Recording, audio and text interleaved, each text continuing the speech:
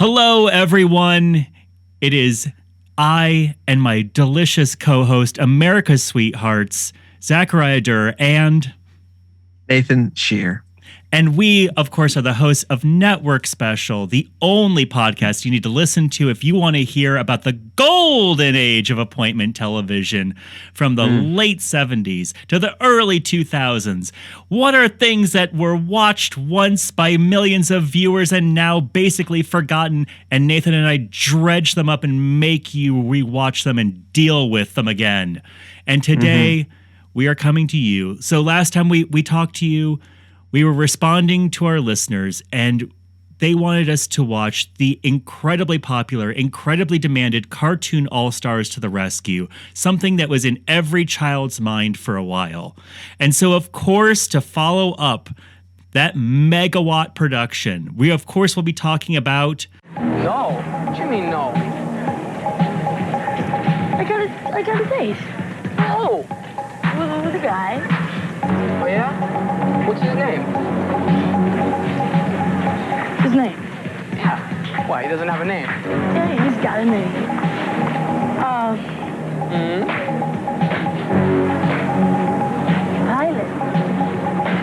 The Pilot. Pilot?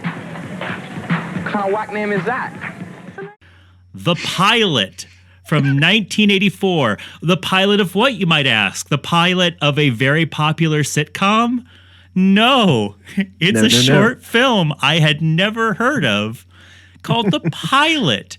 It is from 1984. It is a 30-minute short that was played on HBO in between movies when they had a little extra time to fill. They could fill it with little short films and vignettes that have been seen and then mostly forgotten.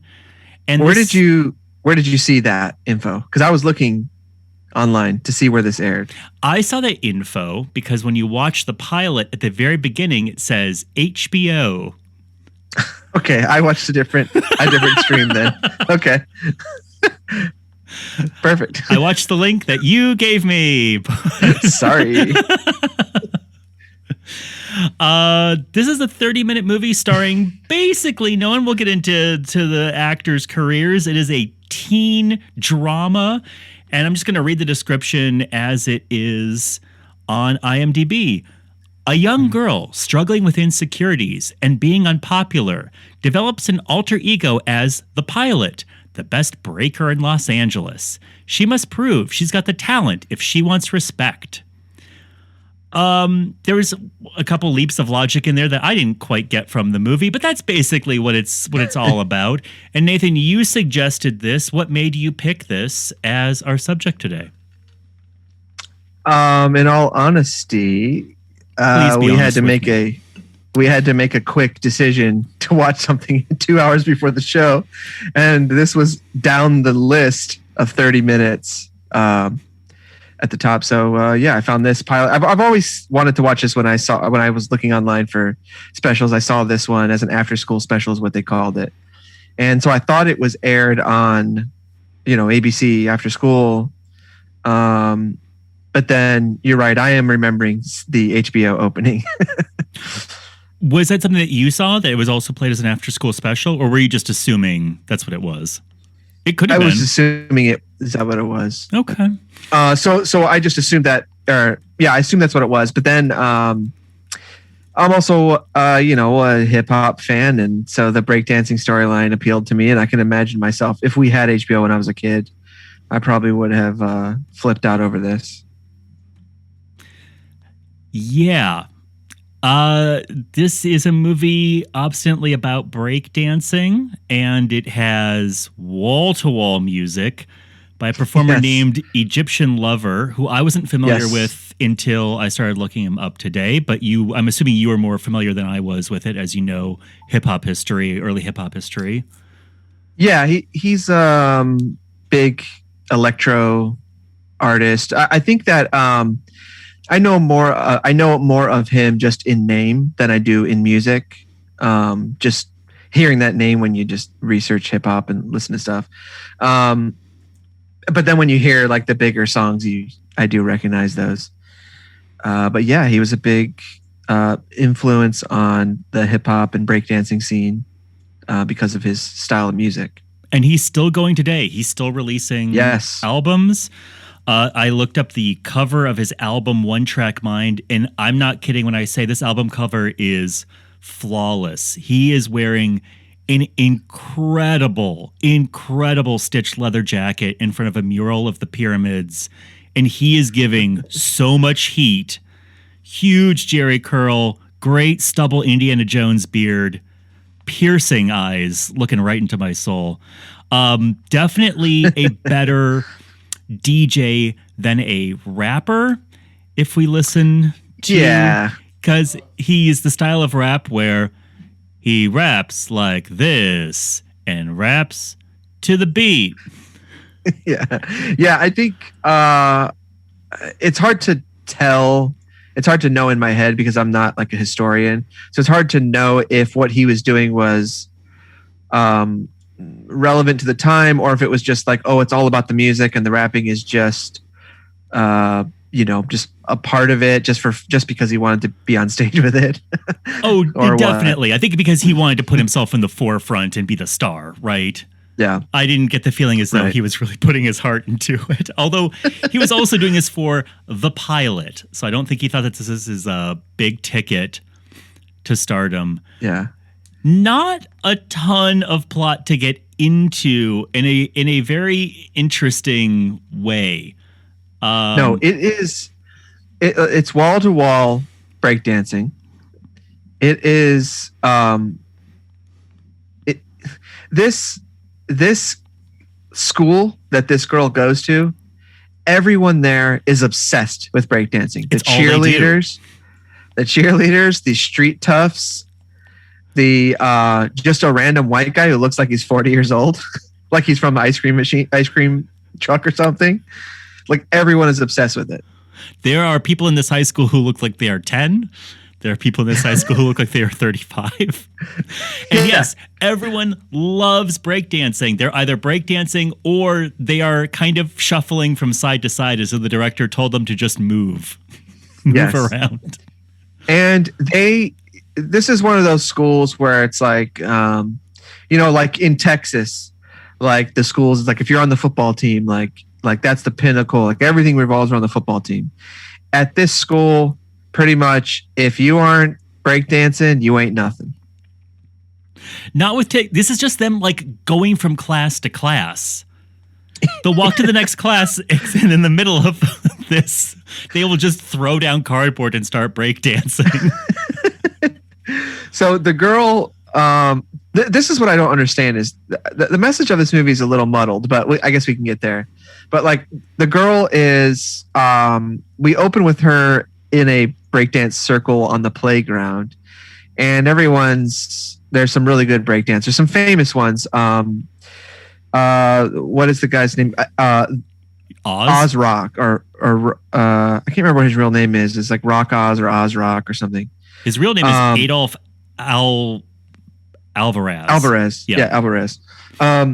He was a famous breakdancer in real life. In fact, he was in what people consider to be the first breakdancing commercial, which is a Mountain Dew commercial. And he's in it, and in a style of breakdancing he invented called water breaking, where he pours water onto the linoleum, and then it allows you to spin faster and water flies up, and you can see it in the Mountain Dew commercial. It's awesome. So he's there dancing, everyone's dancing, and like she's on the edge just kind of watching, and then something happens where like a bully like pushes her into the circle and everyone just starts laughing at her. Like it's so strange. So Oz and two other breakdancers appear to be having a competition to see who can spin the longest. The thing about breakdancing that makes it so interesting and entertaining is that really it's so personality based, because some breakdancers are very technical and smooth. Some people are very chaotic. There's funny breakdancers. There's serious breakdancers. There's duo breakdancers. The pilot kind of assumes that all breakdancing is spinning on your shoulders and your back a lot. Just lots and lots of spinning and then posing at the end of the spin, because I don't think there's anything else in this movie that happens. So they're spinning and spinning. Yeah, there's more technical stuff happening, but it does seem to be like a spin competition. Yes. Yeah. So they're spinning, and our protagonist, whose character name is Carla, is wearing a U.S. Army jacket, and I guess her hair is supposed to look bad. I thought she looked fine, but I am told by the film that she's ugly. I thought that she dressed as if Prince was going undercover at the mall. Which looks pretty good. Like wearing a really bad trench coat, like trying to pretend. It is one of those things where the movie has to tell you that she is considered unattractive because they've hired a very beautiful person to play this role. Exactly. So people are breakdancing, and Oz, he spins the most, so he wins. Mm-hmm. And yes, a cheerleader with pom-poms in her hands shoves Carla into the breakdancing ring, and all the other students gather around and refuse to let her leave. Like, she's kidnapped. You're gonna breakdance. And they're just laughing at her. So they're not even giving her a chance to show if she can. They just immediately start laughing at her. Then Oz tries to teach her some moves, but she falls.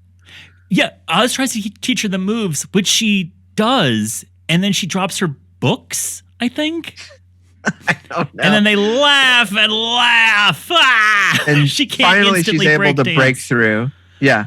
Finally she's able to break through. She runs home and then decides to create this alter ego, the pilot, where she wears like an old-timey pilot's hat. Here's what's so strange is during the sequence where they are teasing her because she can't breakdance, we're watching intermittently clips of her in her bedroom breakdancing to beat the band. She's great. She's just break. And I thought, am I watching her fantasy of what she wishes she could do? No, she literally can already breakdance. This has already been accomplished. Yes. There's not going to be like a Rocky montage of her learning. She knows. Well, she just doesn't. That's what I was trying to figure out. Like, what's the time frame? Because she decides.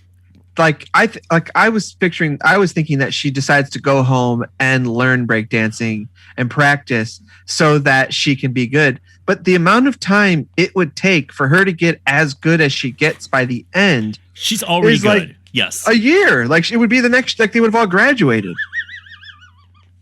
Like, but no, this is like the next day. Yeah, right.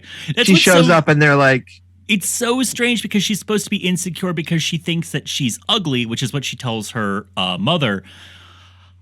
I thought there was going to be a thing because, yes, she goes to her room and she puts on an aviator hat from the 20s, like the leather style with the big goggles that you would wear when you had to fly a biplane, and a modern army jacket and a scarf, and she's wearing a jumpsuit, an army jumpsuit. Yeah. So a full... old-timey pilot with new army accessories. I thought there was going to be a line like, well, since your father died in active duty, I know you've been sad. And that's why, like, she was wearing her. No, she just has this old aviator equipment that she breakdances in, which seems like it would be hot and uncomfortable to be in full ski goggles and a leather hat. Well, I was thinking like, oh, well, what would be great is the hat lets you head spin without hurting. Right. And then the jumpsuit allows you to spin really easily. But the freaking later on, the guy takes his shirt off and he's just doing it on the linoleum. How is he not getting linoleum burn? It really looks like it would hurt. Oh my gosh. I watched a video of him doing the water where he poured the water on. I was like, okay, that now it makes sense. Like that, like he's in like a bikini and he's doing it. While you were talking, it's going it's making the grossest sound of he's not drinking it while he's doing it. I am watching this Mountain Dew commercial. Like, it looks cool. He does not do the thing he is famous for in this movie, by the way. He does not do water breakdancing. No, he doesn't. No. One good thing, though, if you decide to dress as a pilot when you breakdance, is if for some reason you needed to swap out for a person who was good at breakdancing and not you, the actor, it would be very easy to do that. Yes. Because we don't see your face, really. We just see your little lips. I was wondering if it was actually Oz as her in too. Blackface? No. He's Hispanic. I think he's not as dark complexion. He's not as dark complexion as her. Also, that would be the most amazing Back to the Future 2 split screen when the two of them battle breakdancing. Yeah, that's true. That's true. There, you do see them together. That's right. Well, he did that.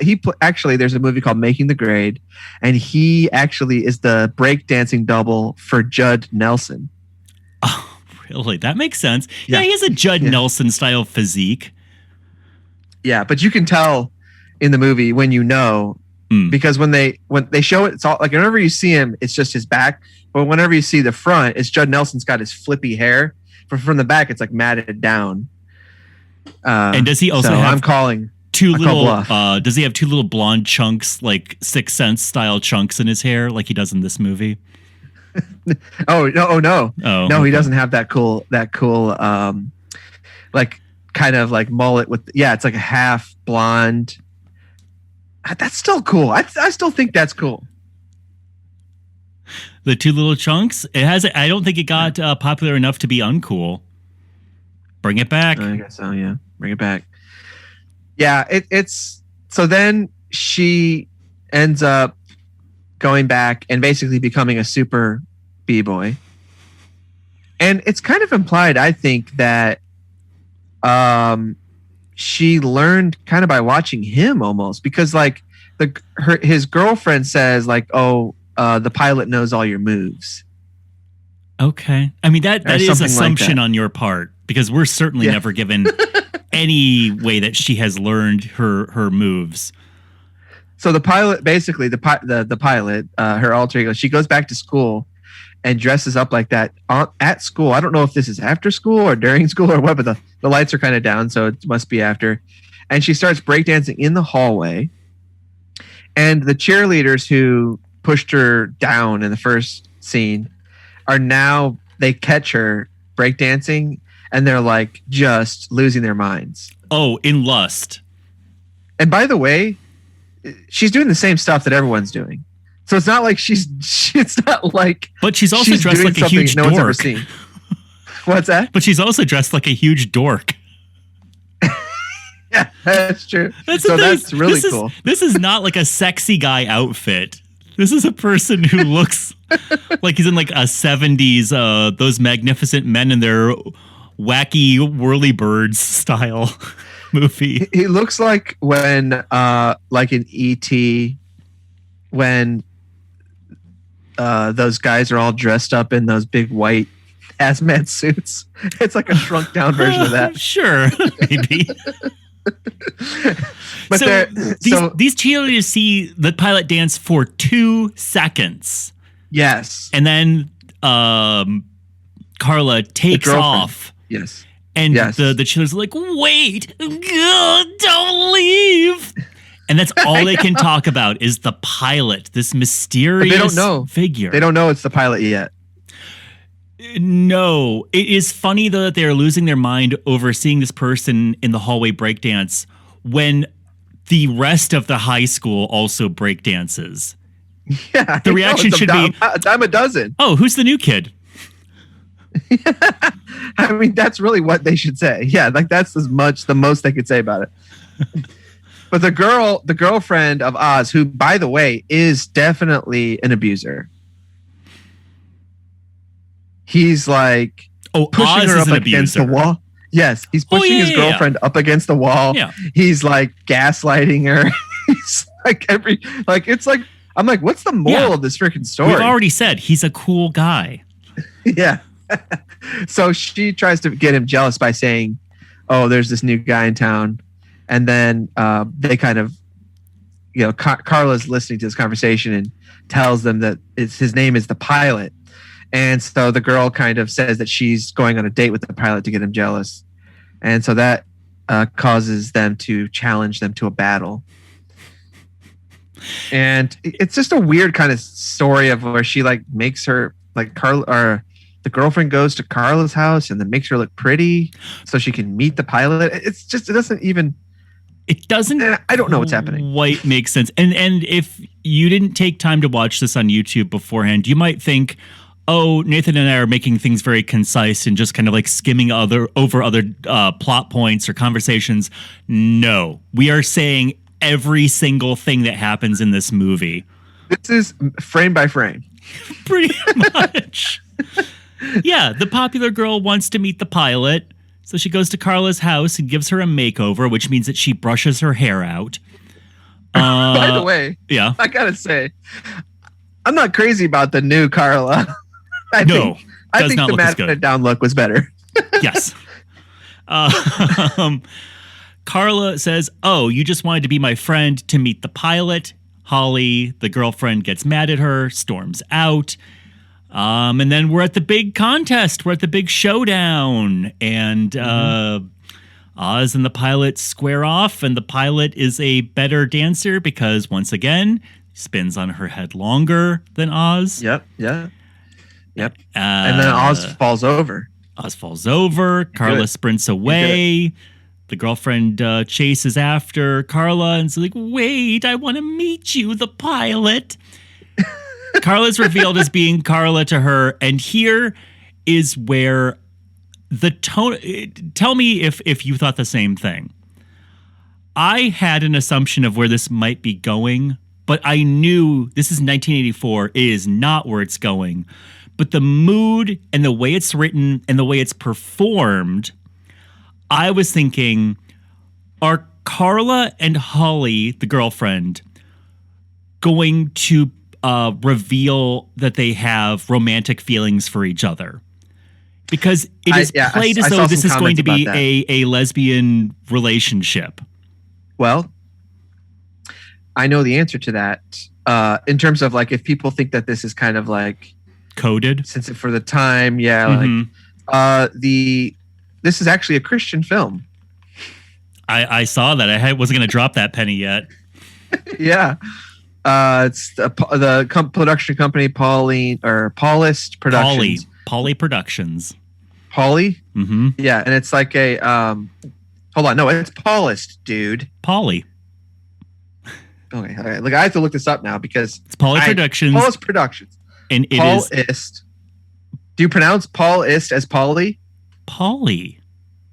Paulist. Where are you getting that from? From the credits. Did you look up their website? Yes, Paulist Productions. And it's like a Catholic group because there's like a group of Catholics that are called Paulists or something. Paulist. I'm assuming because of Paul, like they're of Paul. You're right. It must have just auto-corrected. Because I typed in Pauly Productions, which they must get all the time. And it just sent me to Paulist. No, Paulist Productions. Yes, it's funded by the Catholic Church. Polyamorous Productions. Oh, that's what it is.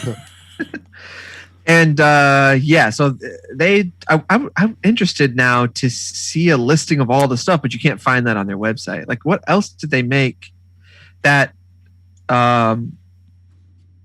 Because typically Christian companies do not make films like this without an actual Christian message. You know what I mean? Like, this is just a moral story. There's no religion in this. Well, unless it was supposed to be sold with a teaching manual, that kind of thing. Like you saw this in a class and we're talking about honesty and friendship. I mean, I can tell, it does say at the site, they did a whole series called Insight. That was a bunch of inspirational stories. One. Yeah. This might have been in that. I wonder. He's listed as being part of Insight. Okay. Oz is. So Insight was a television show produced by this Paulist Productions, a Catholic production. It had a lot of actual big movie stars in these productions. I'm assuming they were also, Catholic or at least given a lot of money, whichever worked. Yeah. With these little morality tales. Yeah, maybe. But the ending is so abrupt because they have Carla and Holly have this connection. Holly is not mad that she was tricked. She's just like, oh, I just wanted to be your friend. And they walk back and they're friends. And Carla walks up to Oz and says, what's up? Oz, instead of being embarrassed and mad that he was beaten by a woman, just kind of goes, oh, cool. And then they all breakdance together. Yeah. And they do a choreographed dance together. Yeah, that's the end of the movie. Well, and also he gets back with his girlfriend instantly. Yeah. Like they just laugh at each other, even though later on he probably beat her. I mean, there's no way this relationship is above board. Really casting aspersions on Oz. Sorry. I mean, I gotta say, he has passed. He is deceased, the actor, and I'm not casting any aspersions on him. But sure, I did see some. I was looking it up trying to see how he passed away, and it looks like he ended up in Florida, like on a murder charge or like cocaine and robbery and all kinds of stuff. Looks like there was a mugshot of him. Wow, he popped his last lock.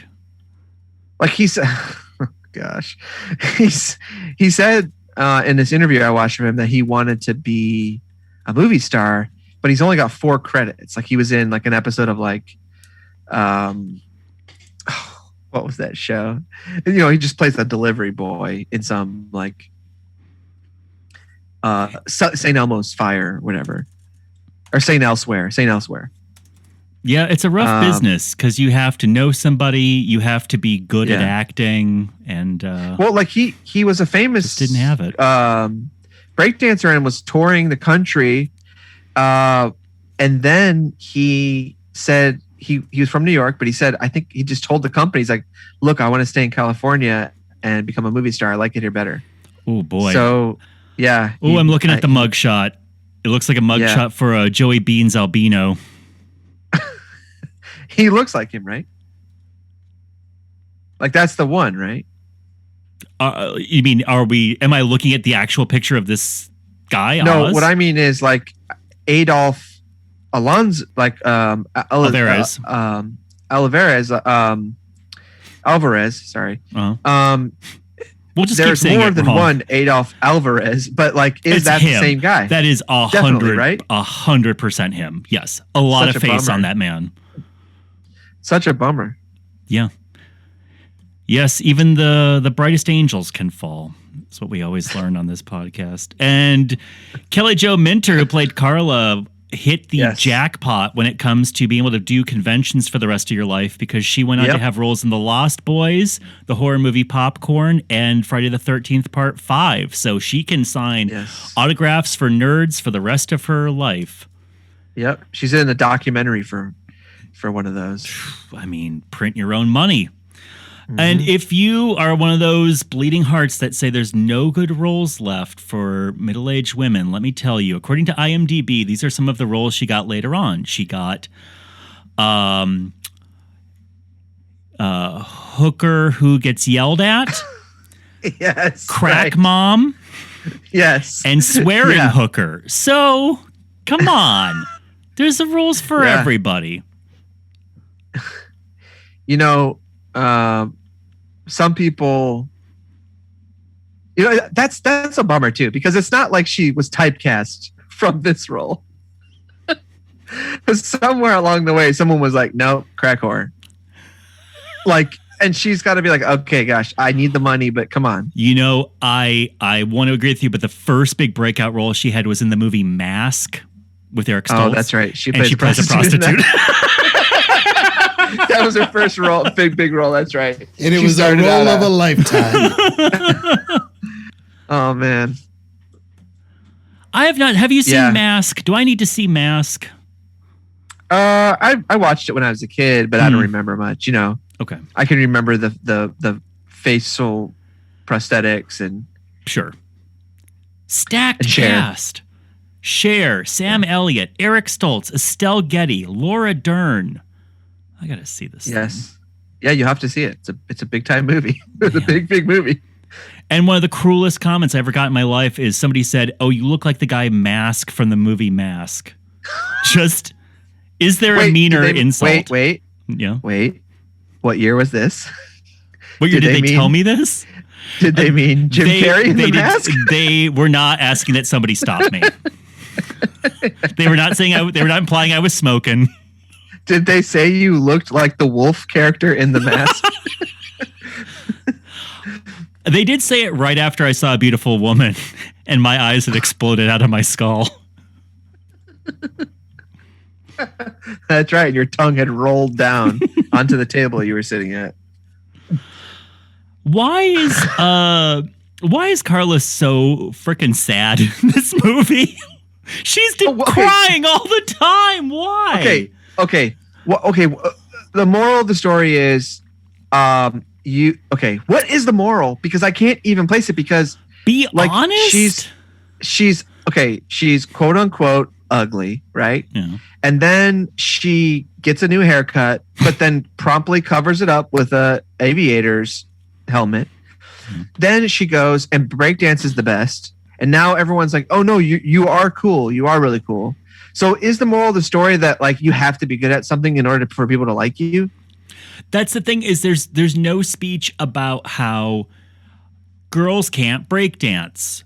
There's no speech about how she's shy and she can't perform in front of other people because of something traumatic that happened. Like, the moral seems to be, if you're really talented at something, do that in front of people and they will like you. Which might be a truth. I don't know if it's a moral.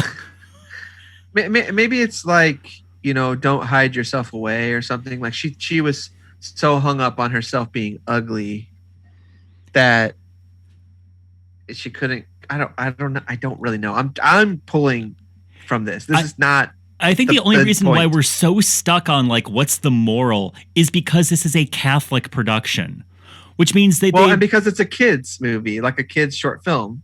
Yeah, I mean, not all kids movies have morals. Yes, but in the 80s, like most of them did. Sure. At some point, like I get believe in yourself. It has the same believe in yourself. It has the same moral as every CGI children's film between the year 2000 and 2017. Right. Yeah. It's the same message Catholics. as Turbo about the fast snail. Played by Seth Rogen. Gosh. I'm a fast snail. Hey, wait, hold on a second. That was a clip that from sounded Turbo. That sounded like someone else, a famous character from our show. Wait, no, I don't think it was. Sounded a little bit like Stoney to me. Is Stoney here? Hold on. I'm gonna go get him. Hey, I was hanging with my friend Turbo. Let me tell you, that snail's a different kind of smoking. You just got you are an expert at those kinds of that kind of wordplay, and I love it.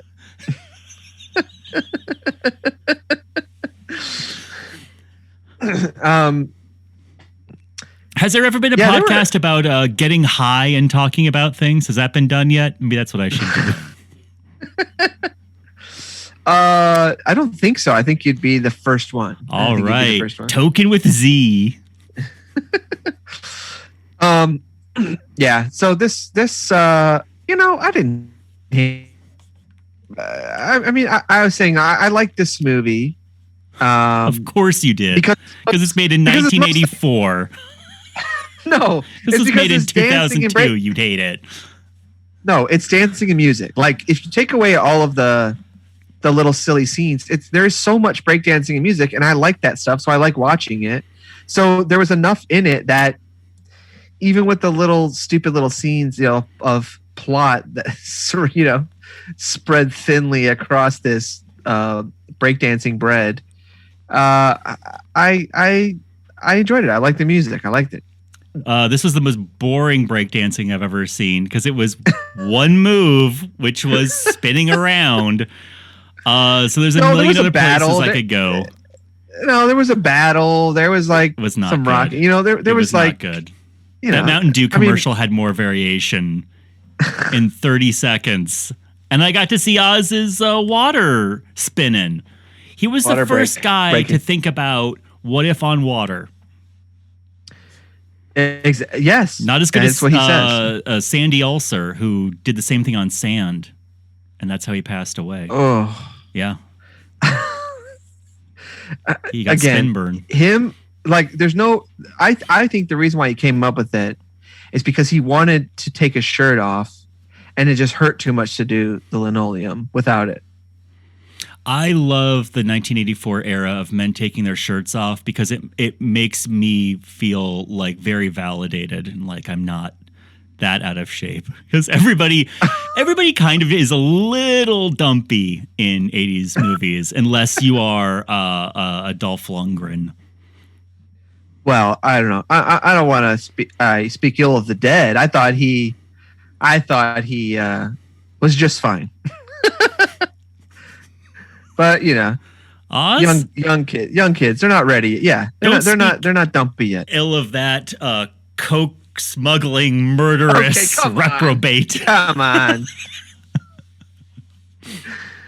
Listen. Rest in peace, Oz. He went to that Emerald City before us. I mean, like I don't know. Okay, look, if it's just drugs, come on. He didn't hurt anyone, but maybe he did. I don't know. I guess he murdered someone. I guess that's what one of the charges is. Well, let's wrap up the show by looking up what he was arrested for. And this is something that Nathan says does not matter. No. I said it he's totally saying matters. that this is fine and he should not be charged. Let's see. Okay. No, cocaine. Isn't that how you ended up in Florida? Yeah, on a murder charge. He has 2005, 2 counts of cocaine possession. Okay, so who cares about that? 2007, robbery with a deadly weapon and cocaine possession and... Okay, who cares about that part? Battery. Yeah, okay. Okay. I think down at the bottom, it's like... I think he went 20 years for a murder charge. Oh, holy cow. 1988... cocaine possession, 1988, arson, 1989, escape, 1989, burglary with an assault, 1989, robbery with a gun, 1989, first-degree murder. Wow. Yeah. So he got 20 years. I don't know if these are all stacked on top of each other. At least he was supposed to get minimum 20 years for first-degree murder and then immediately went back to the same.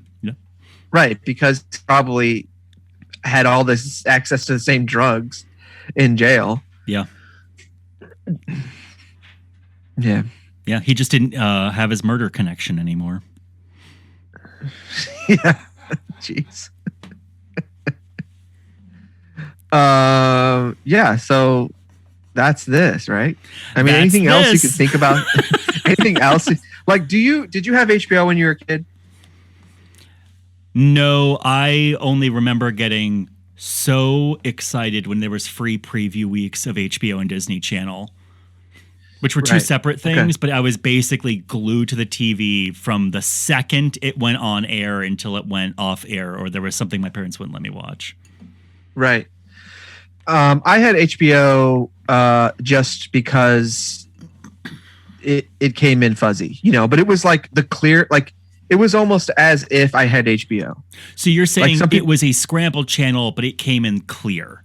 It came in really, really clear. Okay. And so I was always watching stuff on there. And, but I remember little comedy bits and stuff, but I don't remember the short films as much. I do remember during the day they would have the child programming, like some cartoons and stuff like that.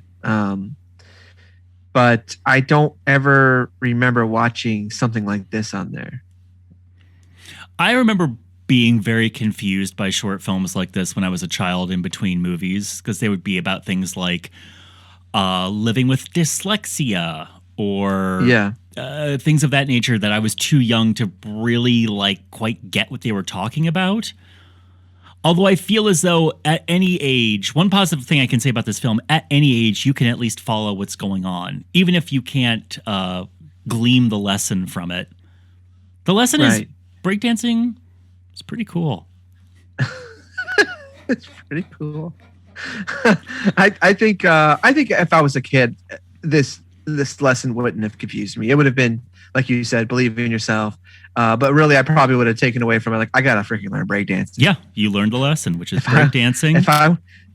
When I was a kid, I thought that if I memorized all of the lyrics to Ice Ice Baby and recited them in the hallway, that a girl would hear me and want to date me. That is how you met your wife, though. It's true. So it just took a couple years. But she prefers the metal years of Vanilla Ice. So I had to. Oh, sure. What's that album called? Swallow It Whole or something like that? He has some filthy named album as this big follow-up. Yeah, it is Swallow something. You're right. But yeah, I guess that is the kind of lesson I've always had. If I just would memorize things, or if I knew something or I knew how to do something, then kids would like me. But that's not necessarily a good lesson to pull from this. Well, I don't think at any point they say memorize songs and kids will like you. So I think may have been your own personal thing that you're pulling from it. Because I still think the moral of this movie is breakdancing. It's pretty cool. It's pretty cool.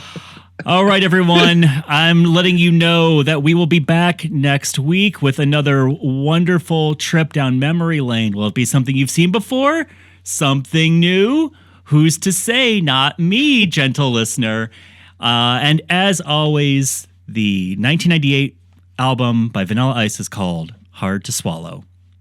Hard to Swallow. As always, we will remind you of that every episode. Bye, everyone. Bye.